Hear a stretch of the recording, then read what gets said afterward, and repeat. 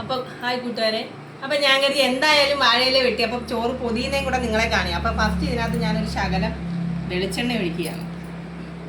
കുപ്പി കണ്ടിട്ട് നിങ്ങൾ കളിയാക്കണ്ട. ചൂട് വെളിച്ചെണ്ണ തിരിച്ചൊഴിച്ചപ്പോഴത്തേക്ക് ഇറങ്ങിപ്പോയതാണ്. അപ്പം ഞാനെല്ലാം കൈ കൊണ്ടാണ് നീക്കുന്നത്. എന്നാലും നിങ്ങൾക്കൊരു വിഷമം വേണ്ട. ചോറ് ഞാൻ കുറച്ചേ ഉള്ളു. കാരണം ഇവിടെ പൊതി തുറക്കുമ്പോൾ ആരൊക്കെ കൈയിട്ട് വരുമെന്ന് എനിക്ക് അറിഞ്ഞുകൂടാ. കുറച്ച് ചോറേ എടുത്തോളൂ. ഓക്കെ, അപ്പോൾ നമുക്ക് ചോറ് പൊതിക്ക് വെക്കട്ടെ. എല്ലാവരും ടിക്ടോപ്പായിട്ട് പൊതിയുന്ന ചോറ് കാണിച്ചിട്ട് കാര്യമില്ലല്ലേ. ഇതിന് പൊതിക്കും കഷ്ടപ്പാടുണ്ടെന്നുള്ളത് മനസ്സിലാക്കണം. രാവിലെ അമ്മമാർ ചോറ് പൊതിഞ്ഞ് വരുമ്പം കൊണ്ടുവച്ച് തിന്നുന്നതിനകത്ത് കാര്യമില്ല. അതുകൊണ്ട് എങ്ങനെയൊക്കെയാണ് അവർ കഷ്ടപ്പെടുന്നതെന്നുള്ളത് എല്ലാവരും തിന്നി, അമ്മമാരായാലും ഭാര്യമാരായാലും. അപ്പം ഇത് പയറ് മെഴുക്ക് വരട്ടി. അപ്പം ഇവിടെ ചോറ് പൊതിയുമ്പം ഞാൻ ഒരു സാധനം കൂടെ വെക്കാം.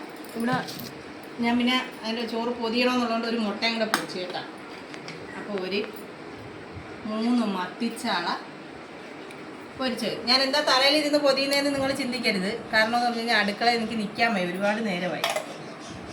പിന്നെ നമ്മുടെ കോവയ്ക്ക സൂപ്പറാട്ടോ. നിങ്ങൾ ട്രൈ ചെയ്ത് നോക്കണം. കോവയ്ക്ക പൊരിച്ച് നോക്കണം. കോവയ്ക്ക ഉണക്കി വെച്ചും പൊരിക്കാം കേട്ടോ.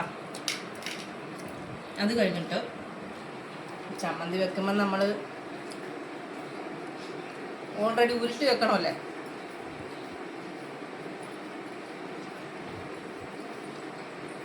ചമ്മന്തി കൈയൊന്നും കഴുകി എണീറ്റ് പോയി കൈ കഴുകാൻ വയ്യ. അച്ചാർ ഞാൻ വിഷുവിനിട്ട മാങ്ങാച്ചാർ ഉണ്ടായിരുന്നതുകൊണ്ട് വേറെ അച്ചാർ പുതിയ അച്ചാർ ഇട്ടില്ല. അയ്യോ എൻ്റെ അല്ല പൊതിഞ്ഞു. അപ്പം മാങ്ങാച്ചാർ ഇച്ചിരി മതി. കാരണം ഇവിടെ അച്ചാർ എല്ലാവരും പൊതുവെ ഇച്ചിരി കൂട്ടും.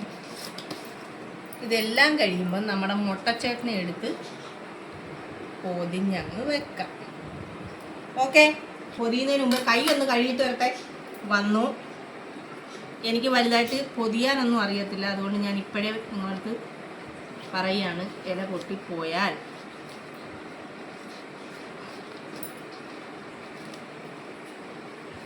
ഇതാണ് നമ്മുടെ പൊതി.